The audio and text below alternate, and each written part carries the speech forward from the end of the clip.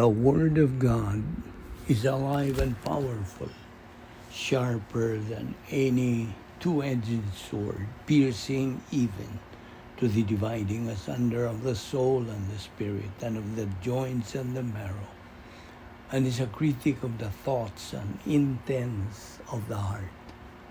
Ang tibuok nga kasulatan, di paginhawa sa Dios ug may kapuslanan, alang sa pagpanudlo, alang sa pagpamadlong, alang sa pagpanulid, ug alang sa pagmatuto sa pagkamatarong, aron ang tao sa Dios mamahingpit masinangkapan alang sa tanang maayong buluhaton. Ang kahulugan sa imong mga pagtulunan naghatag og kahayag ug naghatag og salabutan sa mga walay kahibalo. Good day everyone sa atong mga subscribers sa Balbido Evangelistic Ministry. Niano sa kita ning atong adlaw-adlaw nga pagtuon sa balang pulong sa Dios. No, kini atong pagtuon, by the way, is doctrinal. Ano pasabot, ang mga doktrina nga atong gisgutan gikan gyud sa pulong sa Dios. Kung mao nga gitawag nato kining Doctrinal Bible Study. So sa wailangan kinahanglan nga mangandam tas tungkol galingon-ingon nga mga magtutuo by using the principle of 1 John 1:9 nga nagkanayon, if we confess our sins, He, God, is faithful and just to forgive us our sins and to cleanse us from all unrighteousness. Humani mo buhat kada igsuon nga magtutuo, ikaw may balik sa imong pagkikawitay, fellowship with God, o nga ikaw mapunan sa balang Espiritu Santo. So you are ready to take in more Bible doctrine. Apanalang kanimo dili pa magtutuo, tingali mapagini ang imong pagsalmot ng atong pagtuon sa pulong sa Dios. Dapit ka, giawhag ka sa pagsanong sa awhag sa Dios diha sa mga buhat ni Isaiah 31 nga nagkanayon, tumuo ka kang Ginoong Hesus ug ikaw maluwas. Okay. The Great Power Experiment. Dunay tulo ka mga spiritual skills nga ato namang gipangtun-an. Ang una nini spiritual self-esteem. Ang pasabot nini is cognitive independence. Ikaduha, spiritual autonomy.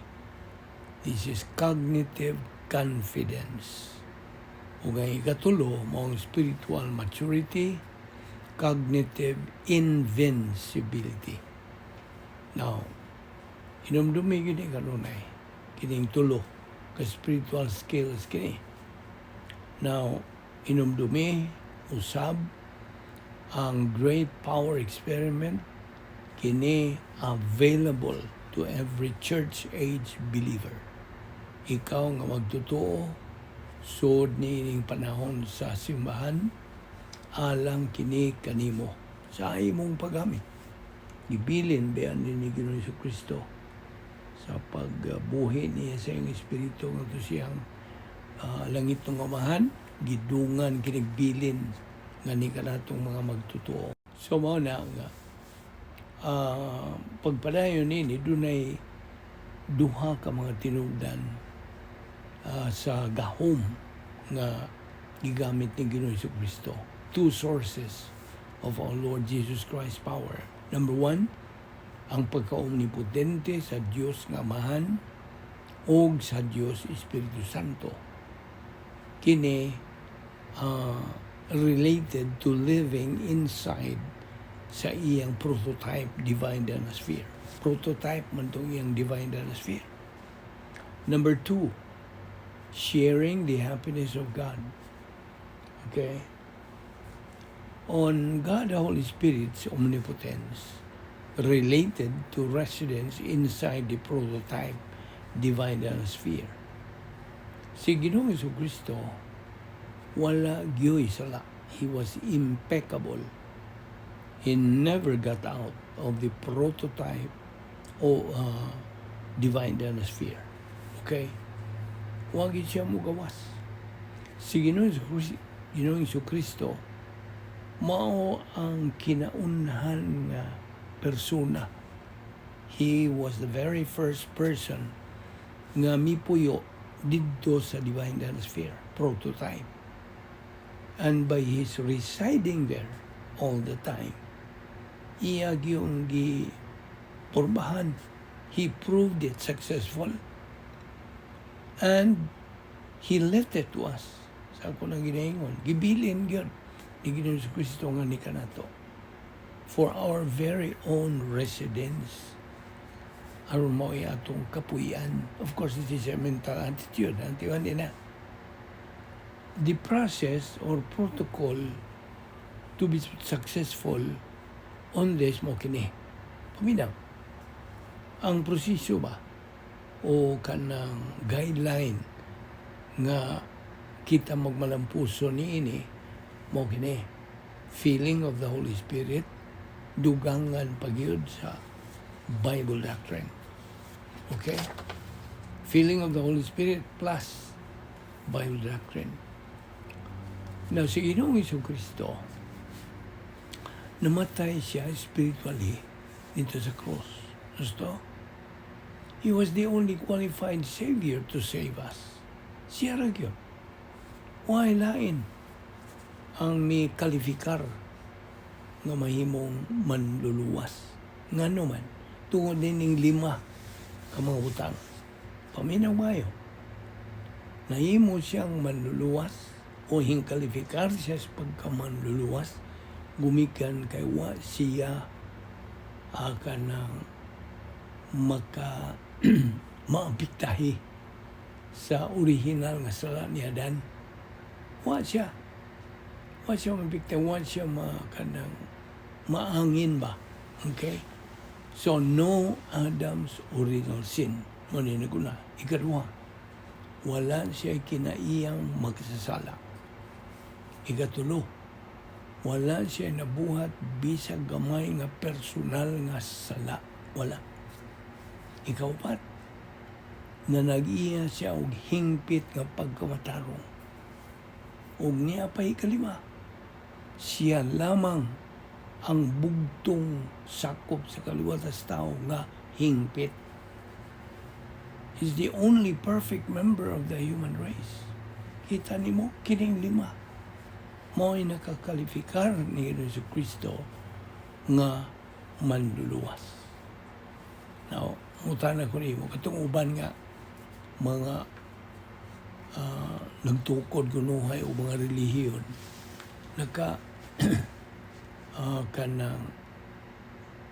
nakaangkon ba sila niini o did they qualify to become the Savior? Wala gyud. Ang hingkalifikar gawas lamang kang Ginoong Jesucristo. Now, on the other hand, ayaw kalimot niya itong napulo ka mga paagi sa pagsulbad ng mga suliranan. God's 10 problem-solving devices. Usa niini, mao ang problem-solving device number 9. But pasabot, ang imong kanang ambit sa kalipay sa Dios, sharing the happiness of God, money plus H. Now, kining maong matang sa kalipay, by the way, as we know, usa kini ka matang sa panguna-una. This kind of happiness is a mental attitude. This kind of happiness is not based sa mga butang, mga tao o mga sirkumstansya. Dili. It's based on the mind of Christ. Mao gyud ang basihan nini. Ang una-una ni Kristo, 1 Corinto 2:16. So, ako naman nag-isgutan, no?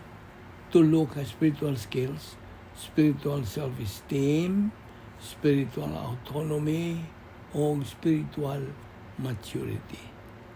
By the way, ang Biblia, nagamando ka na itong mga magtotoo sa paggamit sa atong pangunahuna, dili ang atong pagbati. See? The Bible mandates believers to use their mind, not their emotion. Sumao nga kinahanglan tag kahibalo, kaalam. Nagingon sa higala na akong pastor ka, vitamin K, knowledge ba? Knowledge. We need knowledge, vitamin K, knowledge. Now, ang kinabuhi ko sa Osaka, magtotoo, is supposed to be full of knowledge of Bible doctrine, to be able to be doctrinally smart. Kung buot kang, ikaw ba, magtotoo, fellow believer, kung buot kang ma-doctrinally smart, mo na. Kanang punagin ng mga pulong sa Diyos kanang imong pangunahuna. See? Kay lagi akong malikon, kinabuhi sa kamagtotoo is supposed to be full of knowledge. Our Lord Jesus Christ maintained iyang kanang sa mabili siya maintain. Ipatayon yun niya. Maintain niya ang iyang kalipay plus age despite sa horribly that he hardly experience while he was hanging on the cross. You see, nagpabili na itong iyang kalipay.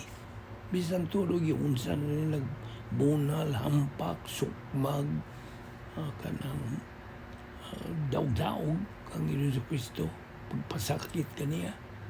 Huwag yun kawadi si Ginoong Jesucristo sa iyang kalipay. You see, plus age nagpabilin. O, get this, ang maong kalipay nga gibatunan ni Ginoong Jesucristo came from the perception of Bible doctrine as it is taught. You see, if you are asked, mangutana ka, o pangutanon ka, why do you attend Bible study? Ano man? So may tukmang tuwag. It is my happiness. You see, kalipay nako ang pagtuon sa pulong sa Dios. O kining maong kalipay nga akong gibatunan gikan sa pulo sa Dios nga aniya nakaroon sa akong kalag does not change due to circumstances, due to persons or things. Really? It is what is inside of me. You see? Kung saan na sa imong sulod.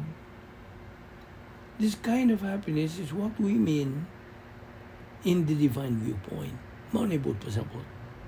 Kung bahin Diyos nun nga panguna-una.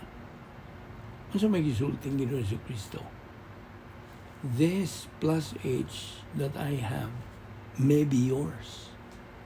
Plus age.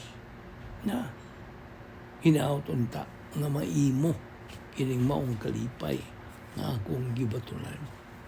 Paminaragod. Atong magkabot kining maong matang kalipay, pinagi ini nga itong pagtuon sa pulong sa Diyos through the intake of Bible doctrine.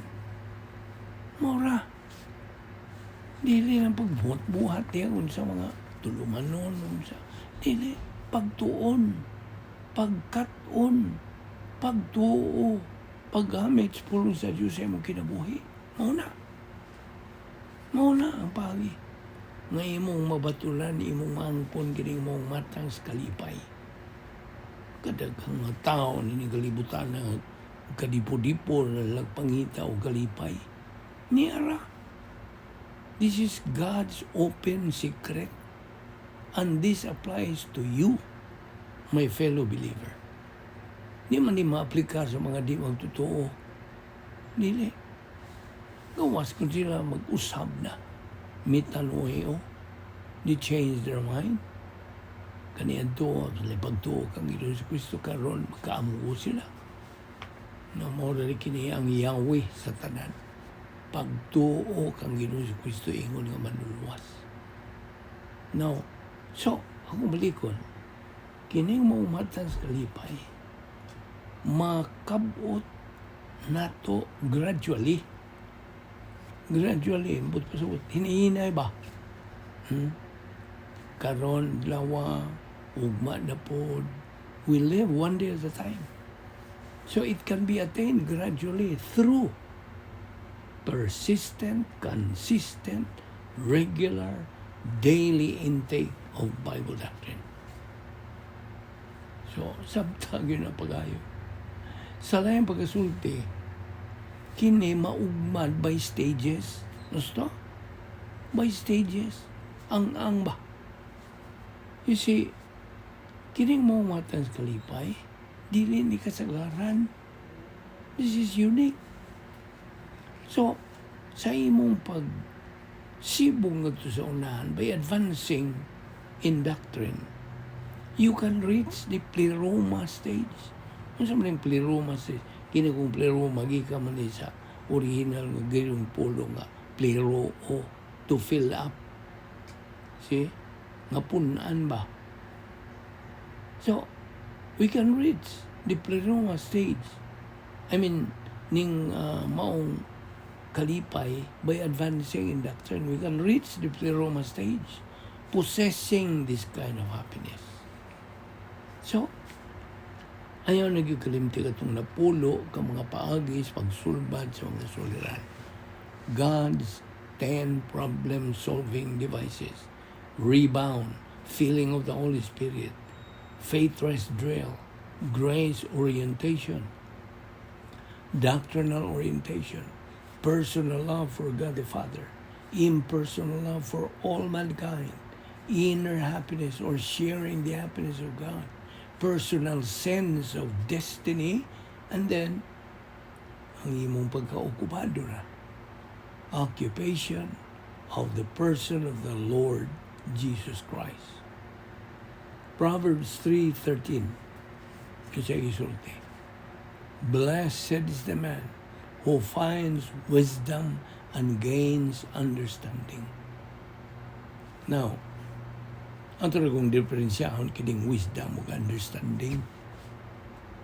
Ang wisdom, mao ni ang ginaling o nagaling nga pulong sa Dios, metabolized Bible doctrine.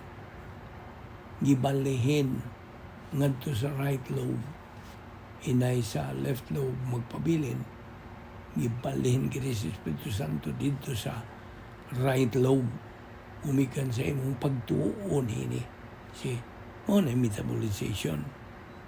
So metabolized Bible doctrine nga patuyok-tuyok ko na gyud diha sa imong panimuot. Let that circulate in the stream of your consciousness. O kini magamit nimo ngadto sa mga eksperyensya sa imong kinabuhi. Mo na ang wisdom. Apan ang understanding is your perception and metabolization and application of Bible doctrine. You gain perfect happiness pinagi sa imong pagsabot. The only thing you can take with you. See? Mora na yung imong mada. Nigbiya ni mga kalibutan na ang pulong sa Diyos. Nga diha na pundo na diha sa the heart of your mentality, of your soul. Okay. Mutabok-tag hisgot. Unsa may buta sa amot nining minus H. Small letter H ni. Minus happiness. Kining maong kalipay. Sudo. Unsa buta sa amot sudo? Mini. Sudo happiness. Kining maong matang kalipay is a very temporary kind of happiness at good times. But it cannot stand or last at bad times. Kita nimo? Mao na minus H. Mini. Okay. unsa man pod ang gitawag og neutral age. Neutral. No, kining neutral age. Small letter H, po na. Kini resulta ni sa imong pagsunod sa mga balaod sa gobyerno. Of course. It's a result of your following the laws of divine establishment. Kini gitawag usabog divine establishment happiness. Okay? Now, daghan mga dili magtotoo who are more upright and morally good. Moral and upright citizens. Basta? Yes. Daghan. Kaya gisunod ba lagi sila sa laws of divine establishment but dili sila luwas. Kita nimo. Now, so unsa maning plus H, balik ta. Capital H na. It is, paminaw, it is a mental attitude kind of happiness that carries over to the eternal state. Madani mo ni dinto sa eternidad. It is the monopoly of the believer who has reached spiritual adulthood. Nakakabot siya sa iyang pagkahingkod spiritual nun. See? Kaya nakakaplag naman siya sa kaalam. He found wisdom and he gained understanding. Inumdubi. Nga ang gahom sa Diyos, available kini tanan nga mga magtutuo dinhi sa panahon sa simbahan. This is available to all church age believers. Nakaamgo ka ba niya na?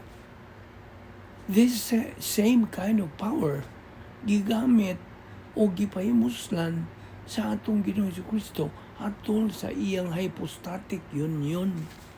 Pag niya sa unang Advent, first Advent niya. O ang usa ka magtutuo nga mo pahimulos ni great power experiment will no doubt experience success in his spiritual life. Apan, sa ako ng sigigingon mo, it's a matter of choice. Naragis pagpili sa magtutuo. Mahimugon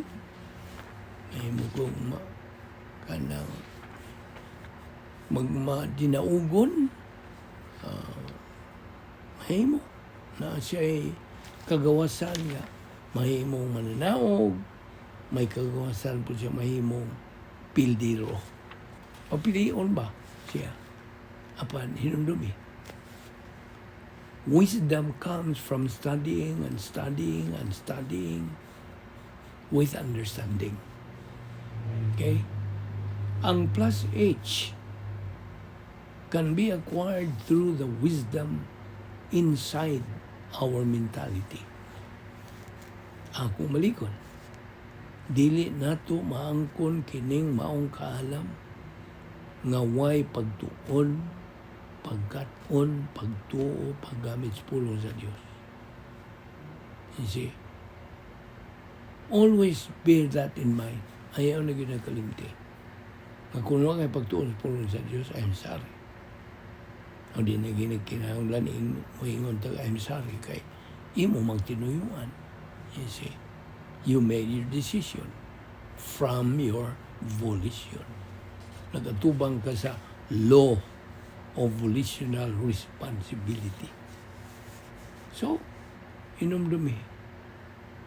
Ang gisulti ni Job, inumdum ka sa gisulti ni Job, naked did I come into this world, and naked will I go out of this world. Job 1:21. Apa ng kamaturan mo ni? Ang kita nga mga magtutuo toon can bring with us to eternity God's truths. Ang mga espirituhan, mga butang nga atong gipundo alang sa langit. Spiritual things that we stored up for heaven. kay dito sa langit, we will have eternal happiness. Naibaw ko ba niya na? Magkatagamtam na ta. Magkapahimulos na ta sa dayo na nga kalipay. O kining maumatan sa kalipay plus H, atong maangkon, bisag niya pata din ining kalibutan na. Do you know that? And this is acquired through what? Through what? Unsa? By fulfilling God's plan for our life, the protocol plan of God. O ang atong pagkabuot sa espiritahan ng paghamtong sa ikaduhang bahin sa plano sa Diyos. Ang atong Ginoong Kristo na nag-iya, nakaangkon ining maong matang sa kalipay sa iyang hypostatic union. That is why this is called the Great Power Experiment. Na ito ni ipadayon ba? Mayog sipyat sa pagsunod ni sa daw na ito ang pagtuon ni Salamat o Diyos ni grasya. Nada kami pagbalik ugma din nung kami makapadayon sa pagkatuon og dugang pagyud ng mga pagtulunan gikan sa imong pulong. Salamat. Ni among Bible study pinagi sa Balbido Evangelistic Ministry, gamita kining maong ministry in a mighty way o sumala sa imong kabubuton. Kining tanan namong gipasalamatan sa ngalan ni Ginoong Kristo. Amen.